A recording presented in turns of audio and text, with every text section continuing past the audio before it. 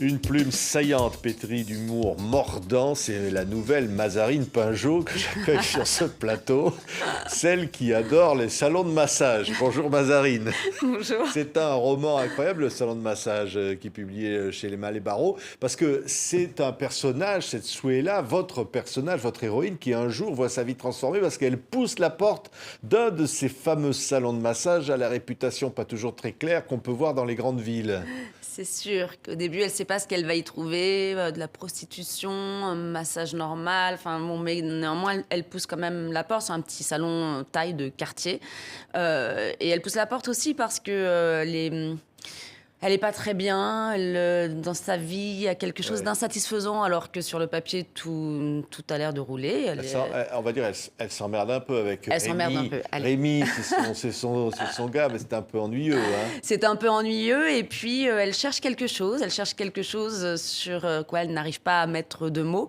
En revanche, son corps a besoin de quelque chose et il a peut-être besoin aussi qu'on s'en occupe, qu'on le masse. Voilà. Ouais. Et elle trouve effectivement chez ses masseuses quelque chose de très maternel Ouais. dont elle a aussi sans doute manqué et qui lui offre un lieu où elle peut s'échapper, un lieu à elle, un lieu d'invisibilité puisque personne ne sait qu'elle y est et un lieu qui est vraiment son intimité où elle peut complètement lâcher prise, laisser libre cours à son imagination. Enfin, Ouais. voilà. Et donc, c'est un petit peu l'élément de son équilibre.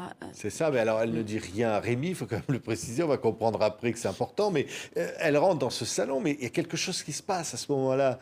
Elle découvre finalement un truc, elle se dit, je ne peux plus m'en passer au fond, j'en ai besoin. Ouais, ça va devenir une sorte de drogue, encore une fois, dans cette espèce de lien, de relation qu'il y a entre le plaisir du corps, le fait qu'il y ait cette attention qui lui est portée. Alors, c'est une attention tarifée, donc en même temps, elle ne se sent pas endettée vis-à-vis de celles qui prennent le temps de la masser. Et en même temps, c'est une manière de pouvoir complètement, oui, c'est ça, s'oublier. Alors, elle avait un peu hésité suite à des conversations avec ses amis lors d'un dîner arrosé entre l'analyse ou le salon de massage. Elle a vite fait son choix parce qu'elle s'est dit, voilà, quitte à m'allonger, autant que ce soit pour du plaisir plutôt que de chercher ce que je pourrais vouloir dire. Mais finalement, ce qu'elle trouve dans ce salon de massage, c'est un petit peu ce qu'elle pourrait trouver dans une analyse. Oui, c'est ça. Au fond, c'est une ode au massage, mais à un moment donné, le livre va presque devenir un thriller, hein, Mazarine, parce qu'il va se Oui, passer ça n'est des pas choses. qu'une ode au massage. On va pas tout révéler, mais il va se passer quelque chose, parce Ouais. qu'évidemment, on dit c'est pas toujours une réputation parfaite, ce genre de salon. Et bah, du coup, elle va se retrouver prise dans une affaire où...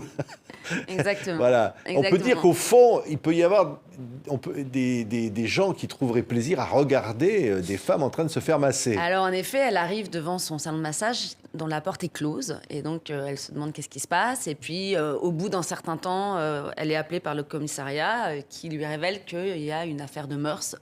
Des gens qui observaient, enfin des caméras qui avaient été mises dans les salles de massage et qui observaient, qui filmaient les corps en train de se faire masser.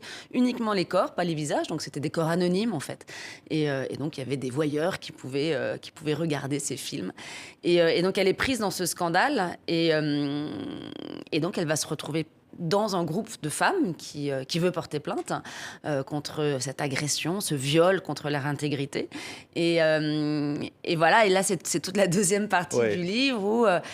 elle va toujours se sentir en porte-à-faux par rapport à ce collectif parce qu'à la fois, elle l'entend et elle trouve tout à fait légitime de porter plainte et en même temps, elle n'arrive pas à éprouver dans sa chair la violence dont les autres parlent. Elle n'arrive pas à se sentir violentée par ce regard anonyme, même elle y trouve une forme de plaisir un peu pervers. Oui, c'est ce qui est d'ailleurs assez étonnant parce qu'au fond, après, on ne racontera pas la suite.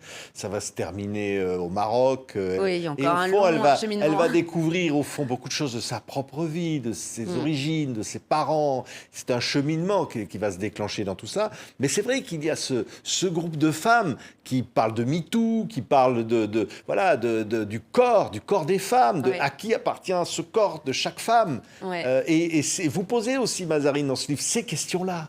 Oui, absolument. Le corps, en général, dans notre société occidentale, où le corps est à la fois extrêmement valorisé à travers sa plastique, à travers la performance sportive, mais finalement, assez peu vécu, enfin de l'intérieur, c'est-à-dire que la question du plaisir, pas au sens où voilà, il faut se faire plaisir, mais de s'éprouver soi-même comme corps vivant, finalement, est assez mis entre parenthèses. Et de l'autre côté, il y a le corps politique.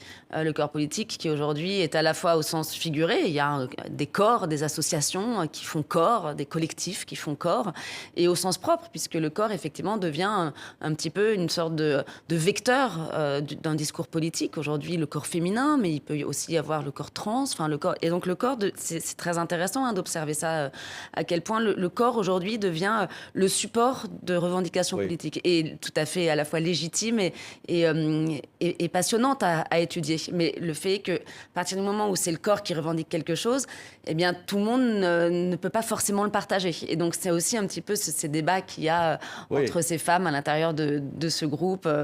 Oui, c'est vrai que ça pose tout ça, même le corps étendard, c'est cette question-là.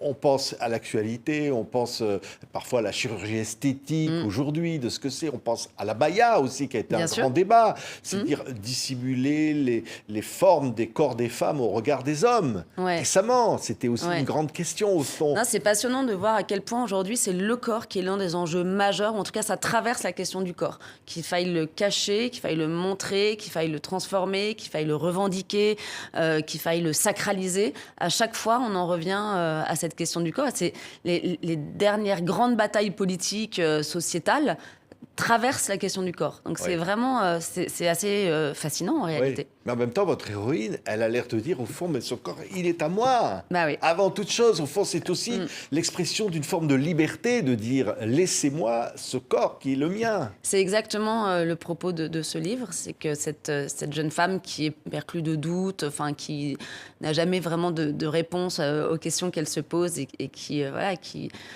qui l'envahissent en permanence, n'arrive jamais à se sentir appartenir à toutes ces revendications ou à ces corps collectifs, et son corps singulier, son corps subjectif, son corps vécu, n'arrive pas à se dissoudre dans la masse. Et donc, elle est toujours en porte-à-faux. Et effectivement, ce qu'elle cherche de manière difficile, compliquée, parce qu'elle ne sait pas du tout quel chemin emprunter, c'est... mon corps à moi a quelque chose à me raconter, également de mon histoire, également de ce que je ne veux pas, qu'est-ce qui est inaliénable, qu'est-ce qui est intraitable, qu'est-ce qui est absolu, et voilà. Et donc c'est toute cette négociation qu'il y a entre ce qu'elle ressent d'elle-même pour être au plus proche d'une certaine forme de vérité et en même temps son appartenance au social. Oui, comme je disais, il y a aussi de l'humour, il y a aussi de la sensualité. C'est vrai qu'il y a les deux. Ah bah oui, puisqu'on parle de corps, il faut qu'il exulte un petit peu. Mazarine, il y a une certaine distance aussi par rapport à la lourdeur, justement, des débats dont on parlait à l'instant. Au fond, vous dites, à travers ce livre, voilà, les choses sont peut-être plus simples et finalement, peut-être chercher le bonheur autrement. À la fois plus simple et plus complexe. C'est-à-dire que le discours politique, il a tendance forcément à se simplifier pour être plus efficace, ce qui est logique. Mais quand tous les individus ne sont pas prêts et donc, ce personnage, en l'occurrence, épouse plutôt la complexité que la simplification. Et donc, c'est sûr que, par rapport à un discours politique qui, en plus, aujourd'hui, je trouve, a quand même un esprit de sérieux assez impressionnant. L'idée là, c'était de mettre un petit peu de jeu, de drôlerie, de satire, qui reste assez bienveillante, mais qui recrée un petit peu de souffle, de respiration, parce que c'est vrai que les revendications politiques, elles souffrent pas le rire, en fait, elles ne souffrent pas même les revendications féministes, on parlait de MeToo. Parce que c'est un peu tragique aussi. MeToo vient quand même d'un mouvement qui prend racine sur une immense souffrance. Donc c'est normal que ce soit pas drôle, mais maintenant, là où on en est, c'est-à-dire que ça y est, ça s'est installé, etc., on peut s'autoriser à jouer un petit peu des codes, quoi. Oui. Et c'est vrai que dans certains types de revendications, pas tous, ça manque... Il y a un certain esprit de sérieux, quoi. Ça manque d'humour. On regrette presque l'époque de 68 où il y avait des slogans hilarants, plein de dérision, et en même temps extrêmement politiques. Oui. Je disais que le livre aussi, on va voyager. Dans le roman, on va se retrouver dans le Maghreb. Et au fond, les hammams, qui sont un élément important de la culture, c'est aussi intéressant de retrouver ça. de retrouver cette culture de la sensualité dans ce monde arabo-musulman, on va dire. Bien sûr.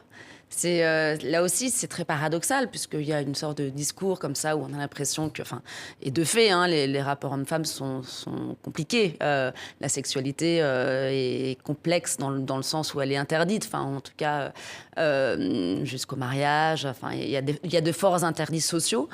Et en même temps, dans des lieux comme les hammams, il y a une immense liberté. Alors certes, c'est pas mixte, mais à l'intérieur de la communauté des femmes, il y a une immense liberté en réalité.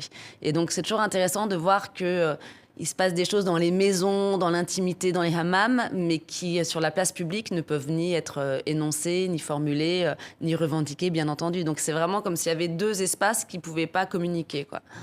Merci Mazarine. Non, vous pourriez faire un guide des salons de massage à Paris. Mais j'adorerais faire ça. Se tromper, parce qu'il y a des salons, on dit il ne faut pas rentrer parce que voilà, c'est particulier. Puis il y a des salons où on peut vivre des expériences incroyables. Non, mais vous me donnez une excellente idée. Je crois que vraiment je vais m'y mettre parce que j'adorais faire ça. Comme ça. Et puis finalement aussi l'amour de cette espèce de lieu fermé, un peu interdit quelque part. Effectivement, votre héroïne, elle ne le dit pas à son mec. Hein, et où on peut se retrouver soi. Exactement. Et c'est vrai que c'est des lieux un peu troubles, un peu extraterritoriaux comme ça, qui font pas vraiment partie de la géographie de la ville. Enfin, on n'y rentre pas facilement. Donc c'est des décors qui sont intéressants pour un romancier. Oui, merci Mazarine. Le salon de massage chez Mallet Barrault, nouveau roman de Mazarine Pinjot, c'est délicieux. Merci beaucoup Mazarine. Merci à vous.